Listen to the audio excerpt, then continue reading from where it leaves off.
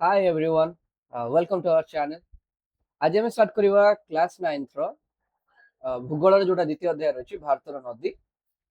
ତ ଚାପ୍ଟର ଟିକେ ଲଙ୍ଗ ଅଛି, ତ ସେଥିପାଇଁ ମୁଁ ଭାବିଛି କି ଭାରତର ନଦୀ ଚାପ୍ଟରକୁ ଦିଟା ଡିଫରେଣ୍ଟ ଭିଡିଓଜରେ ଆଣିଦେବି। ଫାର୍ଷ୍ଟ ଆମେ ଆଜି ପଢିବା ଯୋଉଟା ବ୍ୟାଖ୍ୟାନ ସଂଖ୍ୟା 1 ଦଉଛି। ଏଇଥିରେ ଆମେ ପଢିବା ଯୋଉ ହିମାଳୟର ଯେତିକି ନଦୀ ଅଛନ୍ତି ସେ ପର୍ଯ୍ୟନ୍ତ, ଯଦି ହେଲା ବି ଉପଦ୍ୱୀପୀୟ ନଦୀ କଭର କରିଦେବା। ନେକ୍ସଟ ଲେକ୍ଚରରେ ଆମେ ଓଡ଼ିଶାର ନଦୀ, ଦେନ୍ ଆମର ହ୍ରଦ ଗୁଡିକ ଯୋଉ ଅଛନ୍ତି ଏବଂ ଜଳ ପ୍ରଦୂଷଣ ଯୋଉ ନଦୀର ପ୍ରଦୂଷଣ ହଉଛି ସେ ବିଷୟରେ ଆମେ ପଢିବା। ଓକେ, ସୋ ଡେରି ନ କରି ଷ୍ଟାର୍ଟ କରିବା। କିଛି ମୌଳିକ ନଦୀ ଧାରଣା ଆମକୁ ଦେଇଛି ବିଷୟ ଆରମ୍ଭରୁ, ଚାପ୍ଟର ଆରମ୍ଭରୁ। ଫାର୍ଷ୍ଟ ହେଲା କଣ ନା ଉପନଦୀ କଣ। ଉପନଦୀ ଯଦି ତୁମେ ଦେଖିବ, ଭାବିଦିଅ ଗୋଟେ ନଦୀ ଅଛି ମହାନଦୀ। ତ ମହାନଦୀରେ ଯୋଉ ଜଳର ଆବଶ୍ୟକତା ରହୁଛି, ସେଇ ଜଳର ଆବଶ୍ୟକତା ପୂରଣ କରିବା ପାଇଁ ଆମର ବହୁତ ଗୁଡେ ଶାଖା ନଦୀ ତାଙ୍କର ଥାନ୍ତି, ଯୋଉମାନେ କଣ ଅଛନ୍ତି ନା ବିଭିନ୍ନ ଜାଗାରୁ ନଦୀ ଆମର ବିଭିନ୍ନ ଦିଗରୁ ବହି ଆସିଲେ ଆଉ ମୁଖ୍ୟ ନଦୀ ସହିତ ମିଳିତ ହେଇକି ଆମର ଜଳ ଯୋଗେଇଥାନ୍ତି। ତମେ ଦେଖ ଏକ୍ସାମ୍ପଲ ଦେଖ, ମହୁମାଛି ଫେଣା ଆମେ ଯେମିତି ଦେଖୁଛେ, ମହୁମାଛି ଫେଣାରେ କଣ ହଉଛି ନା ଗୋଟେ ଫେଣା ରହୁଛି, ତ ବିଭିନ୍ନ ମହୁମାଛି ଆସିକି ସେଠି ଆମର ମହୁ ସଂଗ୍ରହ କରି ରଖୁଛନ୍ତି ଆଉ ଆମେ ବହୁତ ପରିମାଣରେ ସେଠି ମହୁ ପାଉଛୁ। ଠିକ ସେମିତି ନଦୀ କେସରେ ବି ସେୟା ହଉଛି ନା ଗୋଟେ ନଦୀର ଯୋଉ ଜଳସ୍ରୋତ ଯାଇଥାଏ, ସେଇ ଜଳସ୍ରୋତକୁ ନିରବଚ୍ଛିନ୍ନ ଭାବରେ ଆମର ଯଦି ବହିବାର ଥାଏ, ତାହେଲେ ତାକୁ ଉପନଦୀ ମାନଙ୍କର ଆବଶ୍ୟକତା ପଡିଥାଏ। ଛୋଟ ଛୋଟ ନଦୀ ଗୁଡିକ ମିଶିକିରି ବିଭିନ୍ନ ଦିଗରୁ ଯେତେବେଳେ ବହି ଆସିକି ମୁଖ୍ୟ ନଦୀ ସହିତ ମିଳିତ ହୁଅନ୍ତି ଏବଂ ଜଳ ଯୋଗାଇଥାନ୍ତି, ସେଟାକୁ ଆମେ କହିଥାଏ ଉପନଦୀ।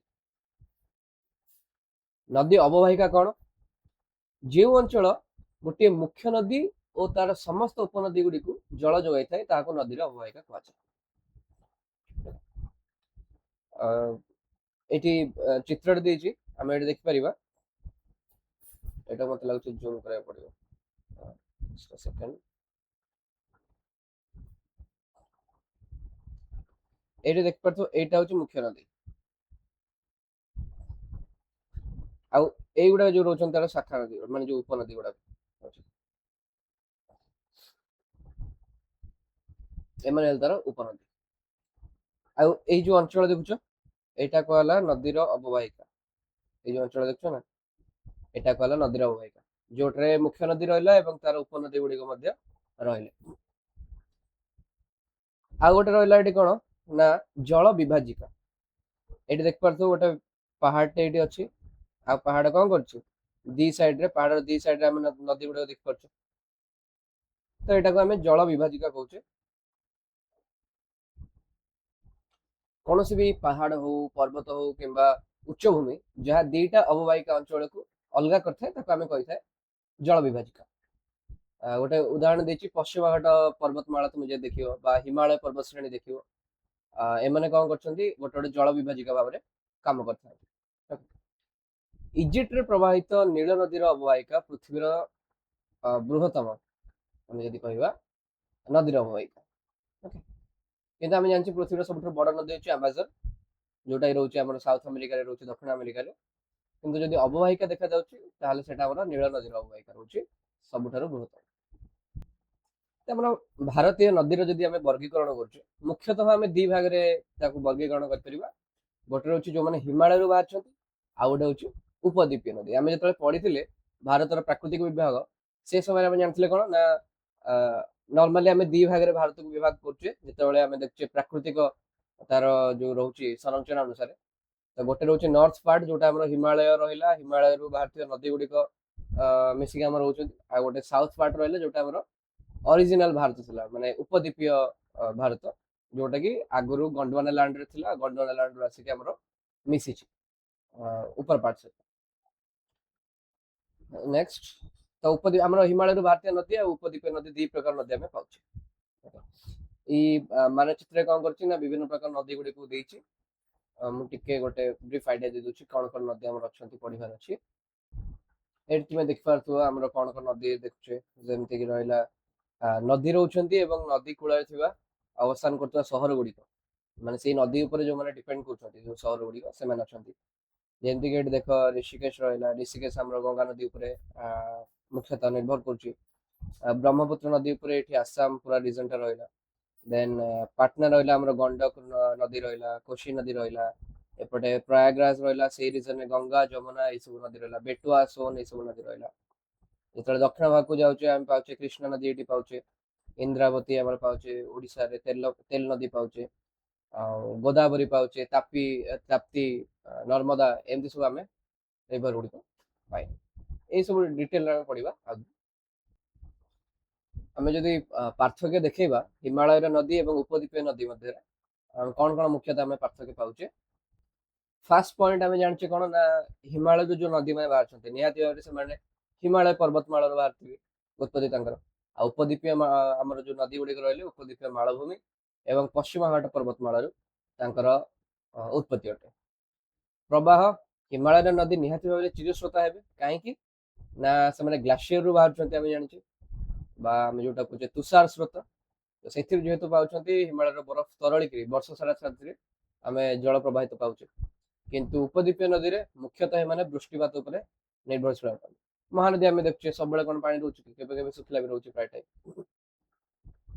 ଜଳ ଉତ୍ସ, ବୃଷ୍ଟିପାତ ଏବଂ ବରଫ ତରଳିବା। ହିମାଳୟର ଯୋଉ ନଦୀ ଗୁଡିକ ରହିଲେ ସେମାନେ ବୃଷ୍ଟିପାତ ଏବଂ ବରଫ ତରଳିବା ଉପରେ ନିର୍ଭର କରୁଛନ୍ତି ତାଙ୍କର ଜଳସ୍ରୋତ ପାଇଁକା। ଉପଦ୍ୱୀପୀୟ ନଦୀ ମାନେ ମୁଖ୍ୟତଃ ବୃଷ୍ଟି ପୃଷ୍ଠ ଅଟନ୍ତି। ଗତିପଥ, ହିମାଳୟର ନଦୀ ମାନେ ସୁଦୀର୍ଘ ରୁହନ୍ତି, ବହୁତ ଲମ୍ବା ଏରିଆ କଭର କରିଛନ୍ତି, ବହୁତ ଦୈର୍ଘ୍ୟ ବିଶିଷ୍ଟ ଅଟନ୍ତି। ଯେମିତିକି ଆମେ ଗଙ୍ଗା ନଦୀ ଦେଖିବା 2525 କିଲୋମିଟର ପର୍ଯ୍ୟନ୍ତ ରହିଛି ଏବଂ ଭାରତର ପାଖାପାଖି 29% ଭୂଭାଗ ତାକୁ ଜଳ ଯୋଗାଉଛି କି ଗଙ୍ଗା ନଦୀ। ସେମିତି ଆମର ଉପଦ୍ୱୀପୀୟ ନଦୀ ମାନେ ଟିକେ କମ ଦୈର୍ଘ୍ୟ ବିଶିଷ୍ଟ ଅବଶ୍ୟ ରହିବେ। ଆଉ ଶଯ୍ୟା ଯଦି ଦେଖିବା ନଦୀ ଶଯ୍ୟା ଗୁଡିକ, ହିମାଳୟର ନଦୀ ଶଯ୍ୟା ଗୁଡିକ ଆମର ରହିଲେ ଗଭୀର ଅଟନ୍ତି, କ୍ଷୟକାରୀ ଅଟନ୍ତି। ସେମାନେ ଗଭୀର ଉପତ୍ୟକା, କାନିୟନ ଏବଂ ନଦୀ ଖାତ ସୃଷ୍ଟି କରିଥାନ୍ତି। କିନ୍ତୁ ଉପଦ୍ୱୀପୀୟ ନଦୀ ମାନେ ଯୋଉମାନେ ରହିଲେ ସେମାନେ ଅଗଭୀର ଶଯ୍ୟା ତିଆରି କରିଥାନ୍ତି। ନୌଚାଳନା ଯଦି ଦେଖିବା, ସମତଳ ଅଞ୍ଚଳରେ ଆମର ସୁନାବ୍ୟା ମାନେ ବର୍ଷକ 12 ମାସ ଯାକ ତୁମେ ନୌଚାଳନା କରିପାରିବ। ଯେମିତି ଗଙ୍ଗା ନଦୀ ଦେଖୁଛ, ଗଙ୍ଗା ନଦୀରେ ଆମେ ବୋଟ ଗୁଡାକ ନେଇପାରିବା। କିନ୍ତୁ ନର୍ମାଲ ଆମର ଯେତେବେଳେ ମହାନଦୀ ଦେଖିବା ବର୍ଷକ 12 ମାସ ପାଣି ରହୁନି, ଯୋଉ ଟାଇମରେ ପାଣି ଅଛି ତୁମେ ନେଇପାରିବ, କିନ୍ତୁ ଯୋଉ ସମୟରେ ପାଣି ନଥିବ ସେ ସମୟରେ କେମିତି ନବ? ତେଣୁ ଏମାନେ ବର୍ଷ ସାରା ସୁନାବ୍ୟା ନୁହନ୍ତି। ଭୂମିରୂପ, ବିଭିନ୍ନ ପ୍ରକାର ନଦୀ ଦ୍ୱାରା ସୃଷ୍ଟ ଭୂମିରୂପ ଆମେ ଆଗକୁ ଟିକେ ସମୟରେ ପଢିବା। ନଦୀ ବାଙ୍କ ଅଛି, ଅଶ୍ୱକ୍ଷୁରାକୃତି ହ୍ରଦ ଅଛି, ବିଶାଳ ତ୍ରିକୋଣ ଭୂମି ଅଛି। କିନ୍ତୁ ଉପଦ୍ୱୀପୀୟ ନଦୀ ମାନେ ଅଧିକାଂଶ ତ୍ରିକୋଣ ଭୂମି ଗଠନ କରନ୍ତି, କିନ୍ତୁ ନର୍ମଦା ଏବଂ ତାପ୍ତି ଜୁଆରିଆ ମୁହାଣ ସୃଷ୍ଟି କରନ୍ତି। କାହିଁକି? ସେଇ ରିଜନଟା ଯେତେବେଳେ ନର୍ମଦା ନଦୀ ପଢିବା ସେଇ ସମୟରେ ଆମେ ଦେଖିବା। ଆଉ ବୟସ, ଭୂତତ୍ତ୍ୱବିଦଙ୍କ ମତରେ ଏହି ନଦୀ ଗୁଡିକ ହିମାଳୟ ପର୍ବତଠାରୁ ମଧ୍ୟ ପୁରାତନ ଅଟନ୍ତି। ଦିଟା ଜାଗାରେ ହିମାଳୟ ନଦୀ ପ୍ରଣାଳୀ, ଏପଟେ ଆମର ଉପଦ୍ୱୀପୀୟ ନଦୀ ଯୋଉ ରହିଲେ ଏମାନେ ହିମାଳୟ ନଦୀ ପ୍ରଣାଳୀ ଠାରୁ ପୁରାତନ ଅଟନ୍ତି। ଓକେ, ହିମାଳୟର ଯୋଉ ନଦୀ ଗୁଡିକ ରହିଲେ ତାଙ୍କ ବିଷୟ ଆମେ ଯଦି ତାଙ୍କର ଦେଖିବା ଗଭୀରତା ଅନୁସାରେ ସେମାନେ ବିଭିନ୍ନ ପ୍ରକାର ଭୂମିରୂପ ସୃଷ୍ଟି କରୁଛନ୍ତି। ଗୋଟେ ହେଲା କ୍ୟାନିୟନ, ଇଂରାଜୀ ଅକ୍ଷର ଆଇ ଆକାରର ଗଭୀର ଉପତ୍ୟକା। ଆଇ ଆକାର ମାନେ କଣ ହେଇଥିବ, ଦି ସାଇଡ ଆମର କାନ୍ଥ ପୁରା ଏମିତି ପାରାଲାଲ କାନ୍ଥ ରହିଥିବ, ସମାନ୍ତରାଳ ଭାବରେ କାନ୍ଥ ଦିଟା ଉଠିକି ରହିଥିବ। କାନ୍ଥ ମାନେ ଆମର ଯୋଉ ପାହାଡ ଅଛନ୍ତି ବା ଶିଳାଖଣ୍ଡ ଅଛନ୍ତି ତା ଦ୍ୱାରା ସେଟା ହେଇଥିବ। ଆଉ ଗୋଟେ ହେଲା ଭି ଆକୃତି ଉପତ୍ୟକା, ଯେତେବେଳେ ବହୁତ ଜୋରରେ ପାଣିଟା ଆମର ଗତି କରୁଛି, ପାହାଡରୁ ଆମର ଗତି କରି ଆସୁଛି, ତ ସେ କଣ କରିବ ନା ତା ଶଯ୍ୟା ଖନନ କରିଥାଏ। ଏଇଟା ଭି ଆକାର ଭଳିଆ, ଇଂରାଜୀ ଅକ୍ଷର ଭି ଅକ୍ଷର ଭଳିଆ ଦେଖାଯାଉଥିବା ନଦୀ ଉପତ୍ୟକା ଅଟେ। ନଦୀ ଖାତ ଏଟା କୁହାଯାଏ, ଗଜ। ଆଉ ରହିଲା ହିମାଳୟ ଅପର ପାର୍ଶ୍ୱସ୍ଥ ନଦୀ। ଏହି ନଦୀ ଗୁଡିକ କଣ ନା ହିମାଳୟ ପର୍ବତ ଶ୍ରେଣୀର ଉତ୍ତର ପାର୍ଶ୍ୱରୁ ଉତ୍ପନ୍ନ ହୋଇ ପର୍ବତମାଳାକୁ ଗଭୀର ନଦୀ ଖାତ ଦ୍ୱାରା ଅତିକ୍ରମ କରି ଦକ୍ଷିଣକୁ ପ୍ରବାହିତ ହେଉଛନ୍ତି। ଯେତେବେଳେ ଭୂତତ୍ତ୍ୱବିତ ମାନେ କୁହନ୍ତି କି ଯେତେବେଳେ ହିମାଳୟ ଉପରକୁ ଉଠୁଥିଲା, ଆମେ ଜାଣିଛୁ ଆମର ଯେତେବେଳେ ଭୂକୁଞ୍ଚନ ହେଇଥିଲା ଟେଥିସ ସାଗରରେ, ସେଇ ସମୟରେ ଆମର ହିମାଳୟ ପର୍ବତର ସୃଷ୍ଟି ହେଇଛି। ଏହି ସମୟରେ ନଦୀ ଗୁଡିକ ନିଜ ଶଯ୍ୟା ଖନନ କରି ଚାଲିଥିଲେ। ଯୋଉ ସମୟରେ ହିମାଳୟ ଉପରକୁ ଉଠୁଛି ସେଇ ସମୟରେ ଯୋଉ ହିମାଳୟରୁ ସୃଷ୍ଟ ନଦୀ ମାନେ ଅଛନ୍ତି ସେମାନେ ତାଙ୍କର ନିଜ ଶଯ୍ୟାକୁ ଖନନ କରି ଚାଲିଥିଲେ। ତେଣୁକରି ଆମେ ଯୋଉ ଭି ଉପତ୍ୟକା, ଆଇ ଆମର ଯୋଉ କ୍ୟାନିୟନ ଦେଖୁଛେ, ଆଇ ଆକୃତିର ଉପତ୍ୟକା, ଏଗୁଡା ସବୁ ଆମେ ପାଉଛୁ।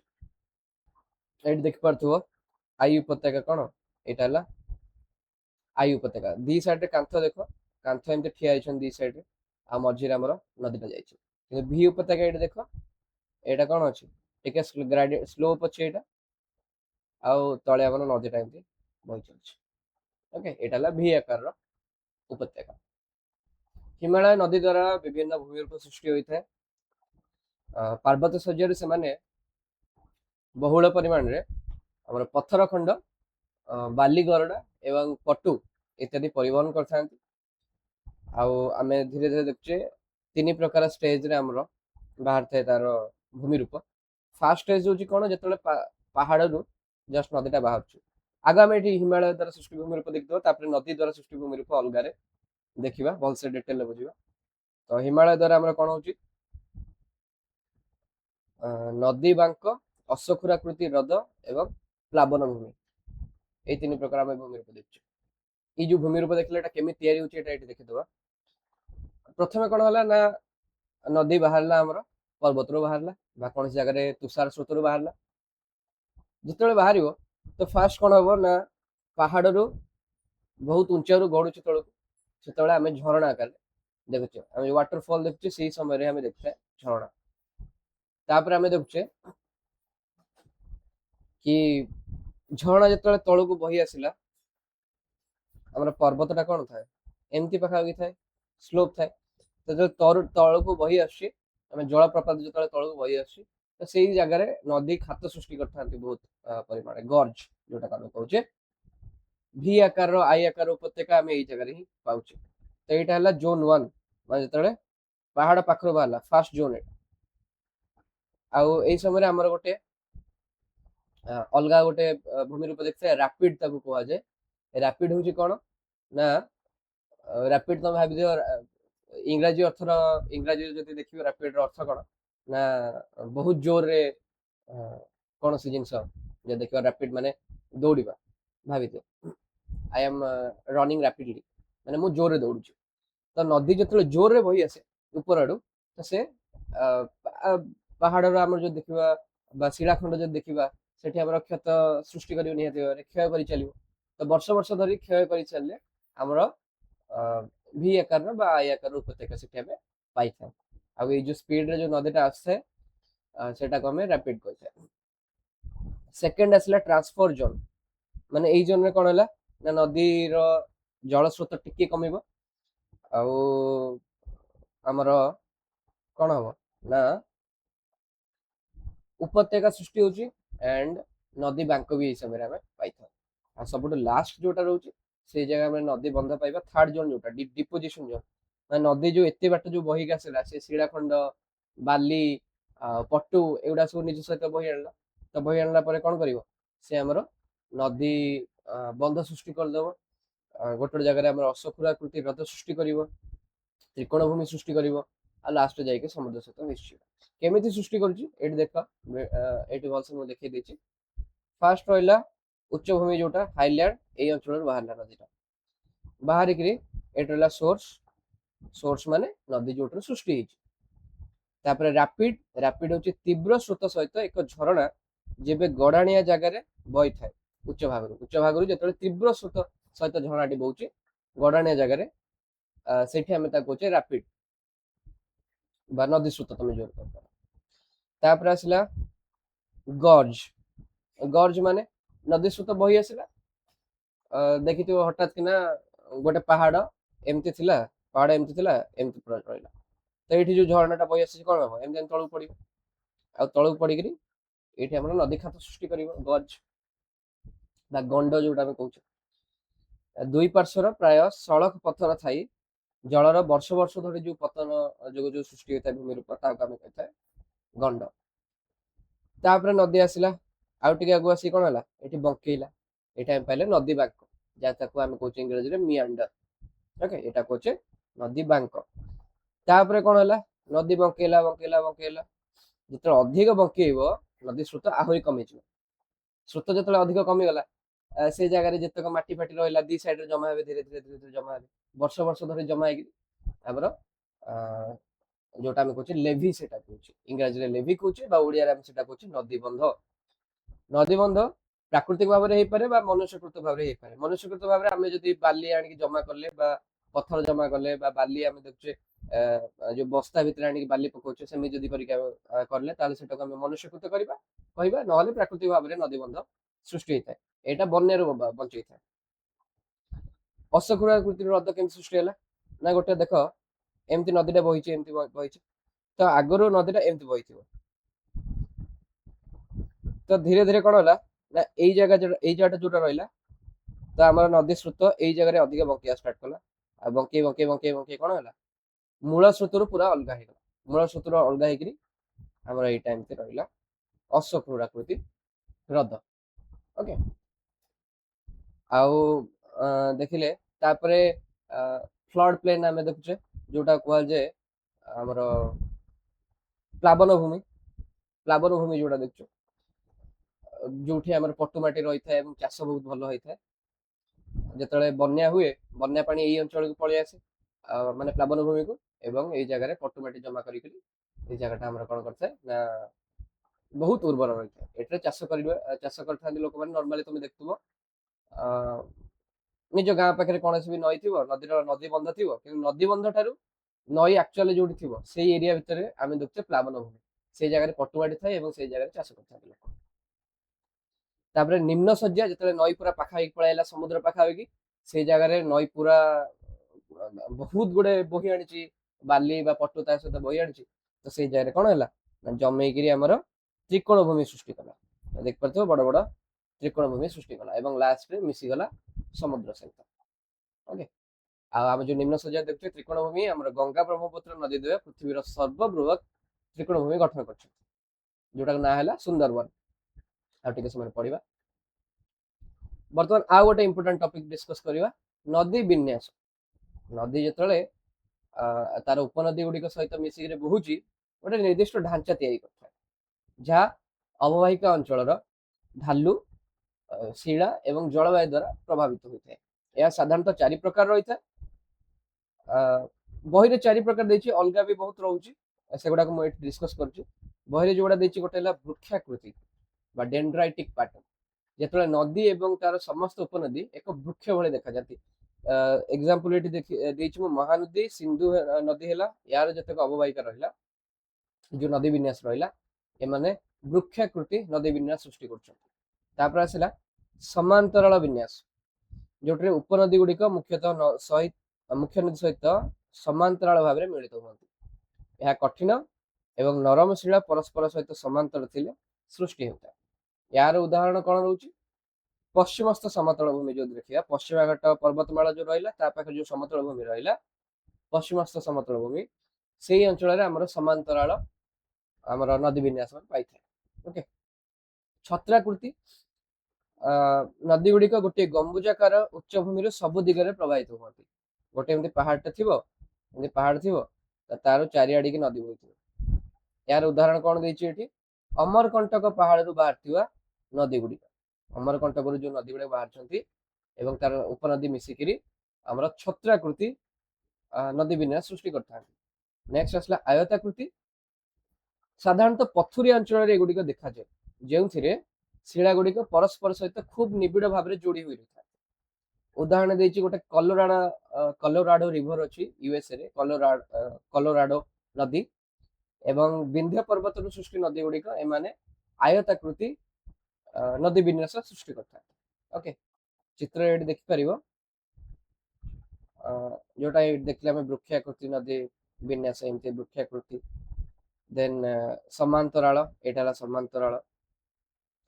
ତାପରେ ଏଇଟା ହେଲା ଆୟତାକୃତି। ଯୋଉ ରାଡିଆଲ କହିଲେ ଆମେ, ଯୋଉଟା ଛତ୍ରାକୃତି ଦେଖିଲେ, ଏଇଟା ଅଛି। ଆହୁରି ବି କିଛି ଅଛି, ସେଣ୍ଟ୍ରିପେଟାଲ ରହୁଛି, ଆନ୍ୟୁଲାର ରହୁଛି, ତ ଏମିତି ବହୁତ ଗୁଡେ ନଦୀ ଉପତ୍ୟକା ଦେଖୁଛୁ। ଏଇଟା ଦେଖାଯାଉଛି, ତ ଏଇଟା ଗୋଟେ ଗଛ ଭଳିଆ ଦେଖାଯାଉଛି ଆମକୁ, ତେଣୁ ଆମେ ଏଟାକୁ ବୃକ୍ଷାକୃତି କହୁଛୁ। ଆଉ ଏଠି ଆମକୁ ଦେଖାଯାଉଛି ପାରାଲାଲ, ଦେଖାଯାଉଛି ସମାନ୍ତରାଳ କହିପାରିବା। ଏହିପରି ଭାବରେ ବିଭିନ୍ନ ପ୍ରକାର ନଦୀ ବିନ୍ୟାସ ରହୁଛି। ବର୍ତ୍ତମାନ ଯାଏ ଆମେ ନଦୀ ଦ୍ୱାରା ସୃଷ୍ଟ ଭୂମି ରୂପ ଆଉ ନଦୀ ବିନ୍ୟାସ ବିଷୟରେ ଆମେ ପଢିଦେଲେ। ଏବେ ଆମେ ଆରମ୍ଭ କରିବା ଆମର ଭାରତର ମୁଖ୍ୟ ନଦୀ ସମୂହ ଯୋଉଗୁଡା ରହିଲେ, ନଦୀ ତନ୍ତ୍ର ରହିଲେ, ସେଗୁଡିକ ଆରମ୍ଭ କରିବା।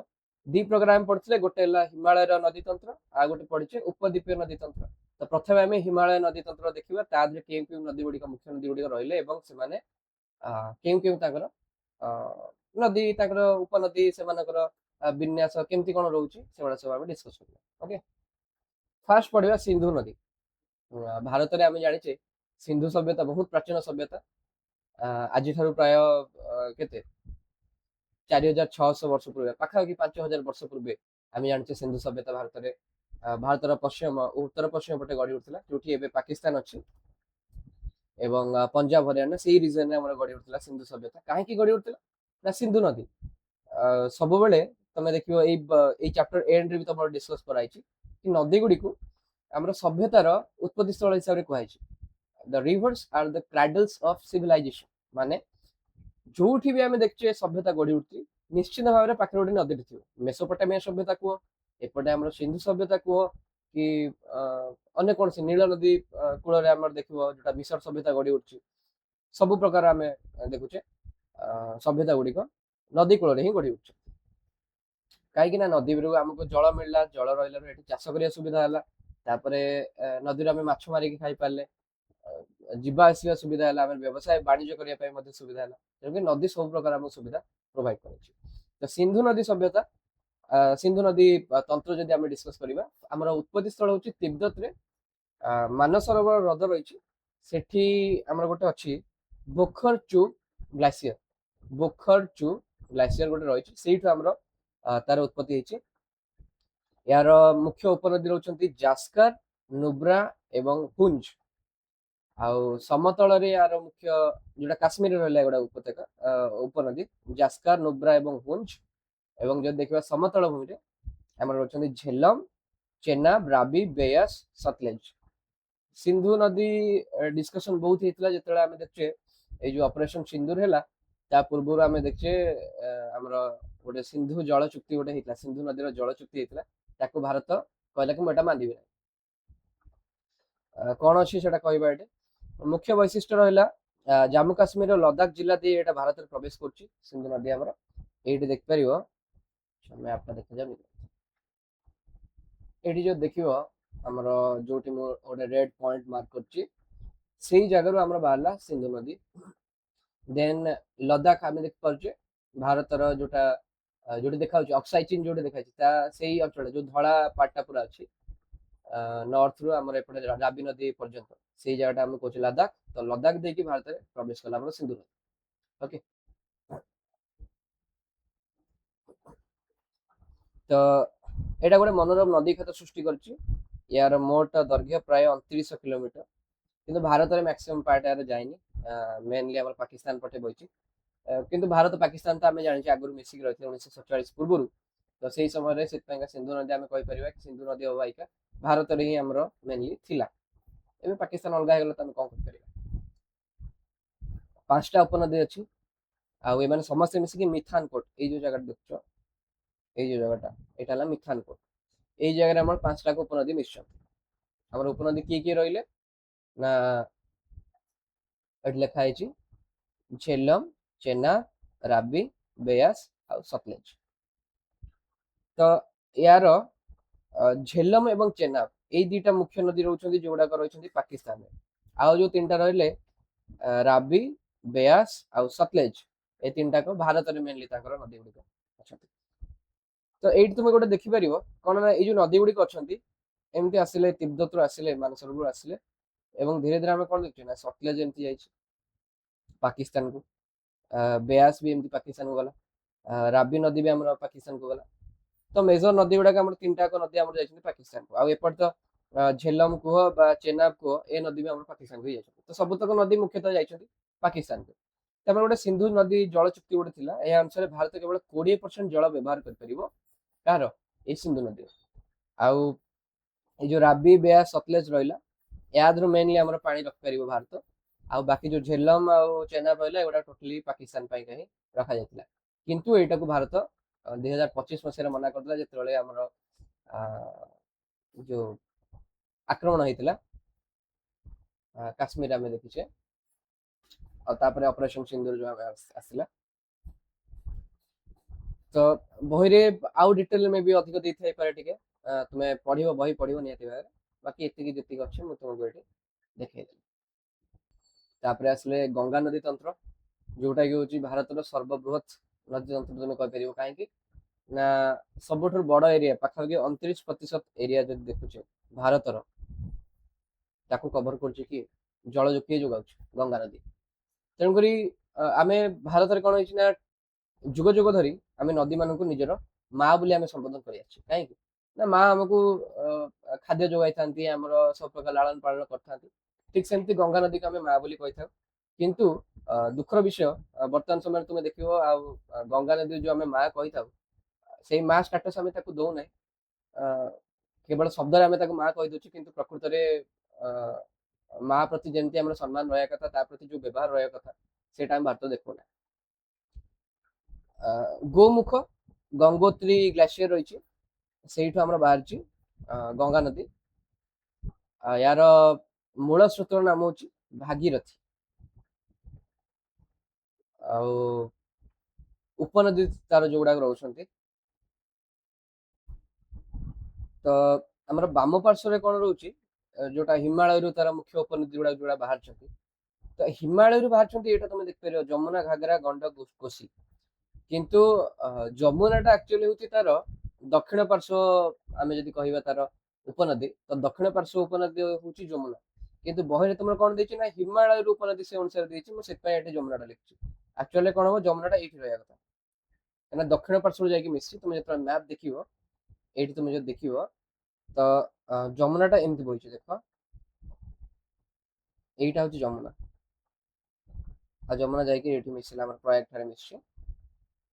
ତ ଏଇଟା ଦେଖିପାରୁଥିବ, ଗଙ୍ଗା ନଦୀର ଠିକ ଡାହାଣ ପଟେ ଆମର ବହି ବହି ଯାଉଛି। ତେଣୁ ଏଇଟାକୁ କୁହାଯାଏ ଦକ୍ଷିଣ ପାର୍ଶ୍ୱର ଉପନଦୀ। କିନ୍ତୁ ହିମାଳୟରୁ ବାହାରିଥିବା ଉପନଦୀ ହିସାବରେ ଏଟାକୁ ତମେ ଗଣିପାରିବ। ତେଣୁକରି ବହିରେ ତମର ହିମାଳୟରୁ ଦେଇଛି, ସେଥିପାଇଁ ମୁଁ କନଫ୍ୟୁଜନ ନ ହେବା ପାଇଁକା ତମକୁ ଏଇଠି ମୁଁ କହିଦେଲି। ଓକେ, ତ ହିମାଳୟରୁ ବାହାରିଛନ୍ତି ଯମୁନା, ଘାଗରା, ଗଣ୍ଡକ, କୋଶି, ଏସବୁ ନଦୀ ବାହାରିଲେ।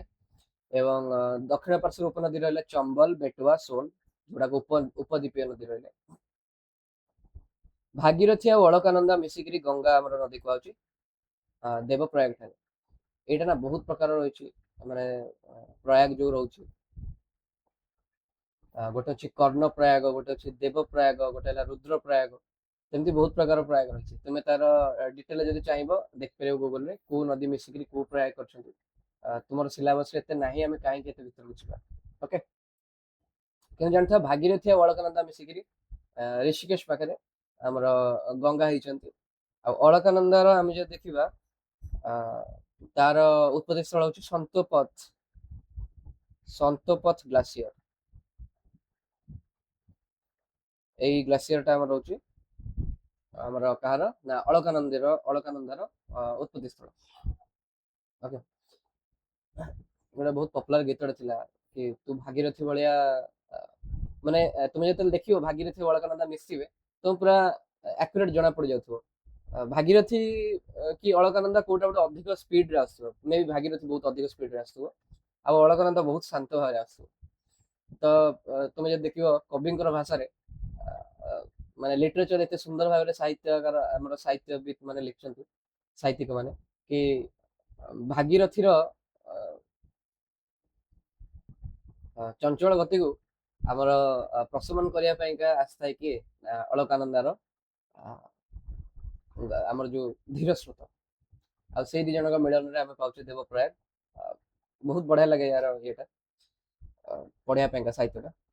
ତ ହରିଦ୍ୱାର ଠାରେ ଏଇଟା ସମତଳ ଭୂମିରେ ପ୍ରବେଶ କରୁଛି ଗଙ୍ଗା ନଦୀ। ଯମୁନା ଗଙ୍ଗାର ଦକ୍ଷିଣ ତଟରେ ଆହ୍ଲାବାଦ ଠାରେ ମିଳିତ ହୋଇଛି। ଏଠି ଆମର ଯୋଉଟା କୁହାଯାଏ ସରସ୍ୱତୀ ନଦୀ, ଯୋଉଟା କି ବର୍ତ୍ତମାନ ପାତାଳଗାମୀ କୁହାଯାଏ। ତ ସରସ୍ୱତୀ ନଦୀ ଏଇଠି ମିଶିଛନ୍ତି ବୋଲି ଆମର କୁହାଯାଏ ଗଙ୍ଗା ଆଉ ଯମୁନା ସହିତ। ଆହ୍ଲାବାଦ, ଯୋଉଟାକୁ ଏବେ କୁହାଯାଉଛି କଣ, ପ୍ରୟାଗରାଜ। ଆହ୍ଲାବାଦ ତ ଆଉ ନାହିଁ, ମୋ ମନେ ନାହିଁ ଏଇଟା ଚେଞ୍ଜ କରିବାକୁ, ନା ଏବେ ହେଇଯାଇଛି ପ୍ରୟାଗରାଜ। ମୋଟ ଦୈର୍ଘ୍ୟ ପ୍ରାୟ 2500 କିଲୋମିଟର, ଏକ୍ସାକ୍ଟ ହଉଛି 2525 କିଲୋମିଟର ପାଖାପାଖି କୁହାଯାଏ। ଆଉ ଭାରତରେ ପ୍ରବାହିତ ଦୀର୍ଘତମ ନଦୀ ଏଇଟା କୁହାଯିବ। ସିନ୍ଧୁ ନଦୀ, ଏଇଠି କ୍ୱେଶ୍ଚନ ଆସିବ, ସିନ୍ଧୁ ନଦୀ ତ 2900 କିଲୋମିଟର, କିନ୍ତୁ ସିନ୍ଧୁ ନଦୀର ମେଜର ପାର୍ଟ ରହୁଛି ପାକିସ୍ତାନରେ। ସେଥିପାଇଁ ଭାରତରେ ବୃହତ୍ତମ ନଦୀ ଯଦି ଦେଖିବ କିଏ ବହିଛି ଦୈର୍ଘ୍ୟ, ତାହେଲେ ହଉଛି ଗଙ୍ଗା ନଦୀ। କିନ୍ତୁ ଭାରତର ସବୁଠୁ ବଡ ନଦୀ କହିବ ବ୍ରହ୍ମପୁତ୍ର ନଦୀ କଣ ହିସାବରେ ନା ତାର ଚଉଡା ବି ଅଧିକ ରହୁଛି ଆଉ ବଡ ନଦୀ ସେଟା କୁହାଯାଏ ବ୍ରହ୍ମପୁତ୍ର। କିନ୍ତୁ ଦୀର୍ଘତମ ନଦୀ ହଉଛନ୍ତି ଆମର ଗଙ୍ଗା। ପଶ୍ଚିମବଙ୍ଗର ଫାରାକ୍କା ଠାରେ ଦୁଇ ଭାଗରେ ବିଭକ୍ତ ହେଇଛି। ଆମର କଣ ହେଇଛି ନା ପଶ୍ଚିମବଙ୍ଗର ଫାରାକ୍କା ଠାରେ ପଦ୍ମା ନଦୀ ପଳେଇଛି ବାଂଲାଦେଶକୁ, ଆଉ ଆମର ଏପଟକୁ ପଳେଇଛି କଣ ହୁଗୁଳି ନଦୀ, ଯୋଉଟା ହୁଗୁଳି ଆମର ପଶ୍ଚିମବଙ୍ଗରେ ବହିଛି ଆଉ ପଦ୍ମା ଯାଇଛି କୋଉ ପଟେ ନା ବାଂଲାଦେଶ ପଟେ। ଶାଖା ନଦୀ ଭାଗୀରଥୀ ହୁଗୁଳି ଯୋଉଟା ଦକ୍ଷିଣକୁ ପ୍ରବାହିତ ହେଇଛି। ମୁଖ୍ୟ ସ୍ରୋତ ବାଂଲାଦେଶରେ ପ୍ରବାସ କରେ ଯାହାର ନାମ ହଉଛି ପଦ୍ମା। ବ୍ରହ୍ମପୁତ୍ର ସହିତ ମିଶି ମେଘନା ନାମରେ ଏଇଟା ବଙ୍ଗୋପସାଗରରେ ପଡିଛି। ବ୍ରହ୍ମପୁତ୍ରକୁ ଯମୁନା ନଦୀ କୁହାଯାଏ କୋଉଠି ବାଂଲାଦେଶରେ। ତ ବାଂଲାଦେଶରେ ତାଙ୍କର ଯମୁନା ସହିତ ମିଶିଲା ପଦ୍ମା, କିନ୍ତୁ ଆମେ କଣ କହିବା ନା ଗଙ୍ଗା ମିଶିଲା ବ୍ରହ୍ମପୁତ୍ର ନଦୀ ସହିତ, ଆଉ ମିଶିଲା ଆମର ମେଘନା ନାମରେ ବଙ୍ଗୋପସାଗରରେ ପଡୁଛି। ଆଉ ଯେତେବେଳେ ସେଇ ଜାଗାରେ ପଡୁଛି ସେଇଠି ଆମର ସୁନ୍ଦରବନଟା ତ୍ରିକୋଣ ଭୂମି ସୃଷ୍ଟି କରୁଛି। ଓକେ, ଏଇଠି ଆମର ଗଙ୍ଗା ନଦୀ ତନ୍ତ୍ରଟା ଏଇଠି ଦେଇଛି, ଭଲସେ ଦେଖିପାରିବ। ଏଇଠି ଆମର ଗଙ୍ଗା ନଦୀ ଏଇଠି ଆସିଲା, ଏଇଠି ଭାଗୀରଥୀ ଏପଟେ ଅଳକାନନ୍ଦା ମିଶିଲେ ଏଇ ଜାଗାରେ ହେଲା ଋଷିକେଶ ପାଖରେ ଆମର ଯୋଉଟା ରହୁଛି ଦେବପ୍ରୟାଗ। ସେଇଠୁ ନଦୀ ବହିଲା ବହିଲା ବହିଲା ଏପଟେ ଆସିଲା, ଏଇ ଜାଗାରେ ଆମର ଯମୁନା ଆସିଲା ଆଉ ମିଶିଲେ କୋଉଠି ଆମର ପ୍ରୟାଗରାଜ ଠାରେ, ଆଉ ମିଶିକି ସେଇଠୁ ଆମର ଆଗକୁ ଯାଇଛନ୍ତି। ଏଇ ଜାଗାରେ କଣ ହେଲା ନା ଫାରାକ୍କା ଆମେ ଯୋଉ ଦେଖିଲେ ଫାରାକ୍କା ବ୍ରିଜ ଏଇଠି ବ୍ୟାରେଜ ରହିଲା, ଫାରାକ୍କା ବ୍ୟାରେଜ ଏପଟକୁ ଆଇଲା ପଦ୍ମା, ଆଉ ଏପଟକୁ ଆଇଲା କଣ ଆମର ହୁଗୁଳି, ତାପରେ ସେପଟକୁ ଯାଇଛନ୍ତି। ନେକ୍ସଟ ଆସିଲା ବ୍ରହ୍ମପୁତ୍ର ନଦୀ, ତିବ୍ଦତରୁ ଆମର ବାହାରିଛି ମାନସରୋବର ହ୍ରଦର ପୂର୍ବ ଦିଗରୁ। ତ ମାନସରୋବର ଆମେ ଦେଖିଲେ କଣ ବାହାରିଛି, ଗୋଟେ ହେଲା ସିନ୍ଧୁ ବି ବାହାରିଥିଲା ଆମର, ଏଇଟା ବି ବାହାରିଲା, ବ୍ରହ୍ମପୁତ୍ର ବି ବାହାରିଲା। ଓକେ, ସତଲେଜ ନଦୀ ବି ସେଇ ଜାଗାରେ ବାହାରିଛି। ସୋ এটা ଅଛି ଚେମାୟୁଙ୍ଗଡଙ୍ଗ ଗ୍ଲାସିୟର ଗୋଟେ ଅଛି, ସେଇଠୁ ବାହାରିଛି। ମୁଖ୍ୟ ଉପନଦୀ ରହିଲେ ଦିବାଙ୍ଗ, ଲୋହିତ ଆଉ କେନୁଲା, ଆଉ ୟାର ବିଭିନ୍ନ ନାମ ଅଛି। ସାଙ୍ଗପୋ କୁହାଯାଏ କୋଉ ପଟେ ତିବ୍ଦତ ସାଇଡରେ, ଚାଇନା ସାଇଡରେ ବି ସେଇ ସାଙ୍ଗପୋ ରିଭର କୁହାଯାଏ। ଦିହାଙ୍ଗ ଆମର ଅରୁଣାଚଳ ପ୍ରଦେଶ, ଏବଂ ଯମୁନା କୁହାଗଲା କୋଉଠି ବାଂଲାଦେଶରେ। ଦୈର୍ଘ୍ୟରେ ସିନ୍ଧୁ ଠାରୁ ବଡ, କିନ୍ତୁ ଅଧିକାଂଶ ଏଟା ଭାରତ ବାହାରେ। ନାମଚେ ବରୁଆ ଠାରେ କଣ ହେଲା ନା ଏଟା ୟୁ ବାଙ୍କ ସୃଷ୍ଟି କରି ଅରୁଣାଚଳ ପ୍ରଦେଶରେ ଭାରତ ପ୍ରବେଶ କରେ, ଏମିତି ଗୋଟେ ୟୁ ବାଙ୍କଟି ସୃଷ୍ଟି କଲା ଏବଂ ଭାରତ ଭିତରକୁ ପ୍ରବେଶ କରୁଛି। ଓକେ, ଅଧିକ ପଟୁମାଟି ବହନ କରେ କାରଣ ଏହାର ଧୀର ଗତି ଥାଏ ସେଇ ଜାଗାରେ, ତେଣୁକରି ଅଧିକ ମାତ୍ରାରେ ଏଟା ପଟୁମାଟି ବହନ କରୁଛି। ଆଉ ଅବକ୍ଷେପଣ ଅଧିକ ରହିବ। ଅବକ୍ଷେପଣ ଅଧିକ ଯୋଗୁଁ କଣ ହେଲା ନା ଶାଖା ନଦୀ ଗୁଡିକ ଯୋଉ ରହିଲେ ସେମାନେ ବହୁତ ଗୁଡେ ବାହାରିବେ। ଯଦି ଏମିତି ନଦୀଟା ବହୁଛି ତ ଏଇ ଜାଗାରେ ବହୁତ ଗୁଡେ ପଟୁମାଟି ଜମା ହେଇଗଲା, ତ କଣ ହେଲା ଏଇଟା ଆମେ କହିପାରିବା ଦିଟା ଶାଖା ନଦୀ ହେଇଗଲେ। ତ ଶାଖା ନଦୀ କଣ ହବ ପରେ ଯାଇକିରି ମିଶିବେ ମୁଖ୍ୟ ନଦୀ ସହିତ, ତ ଯେତେବେଳେ ମିଶିବେ ସେଇ ଜାଗାରେ ଆମେ କଣ କରିବେ ନା ଦ୍ୱୀପ ସୃଷ୍ଟି କରନ୍ତି। ଶାଖା ନଦୀ ଯେତେବେଳେ ମୁଖ୍ୟ ନଦୀ ସହିତ ଏମିତି ମିଶିବ ଯାଇକିରି ଏଇ ଜାଗାରେ କଣ ହେଲା ଏଇଟା କୁହାହେଲା ଦ୍ୱୀପ। ଗୋଟେ ଅଛି ଆମର ମାଜୁଲି ଦ୍ୱୀପ, ବ୍ରହ୍ମପୁତ୍ର ନଦୀ ଭିତରେ ରହୁଛି ମାଜୁଲି ଦ୍ୱୀପ, ସେଇ ଗୁଆହାଟୀ ସାଇଡରେ ତୁମେ ଦେଖିଦେବ ମାଜୁଲି ଦ୍ୱୀପ ରହୁଛି, ଯୋଉଟା କି ପୃଥିବୀର ସବୁଠାରୁ ବଡ ନଦୀ ମଧ୍ୟସ୍ଥ ଦ୍ୱୀପ ଅଟେ। ଏଇଠି ଦେଖ ଯୋଉଟା ଆମେ କହୁଛେ ଅରୁଣାଚଳ ପ୍ରଦେଶ ଠାରେ ୟୁ ପ୍ରକାର ହେଇକରି ନାମଚେ ବରୁଆ ଠାରେ ଏମିତି ଆମର ବସିଲା ଭାରତ ଭିତରେ। ଆଉ ତାର ଏଠି ଉପନଦୀ ବହୁତ ଗୁଡେ ଅଛନ୍ତି, ଏଠି ଦେଖ ସୁବାନସିରି, ଧନସିରି ଆଉ କୋଲଙ୍ଗ, ବହୁତ ଗୁଡେ ଏମିତି ରହିଲେ।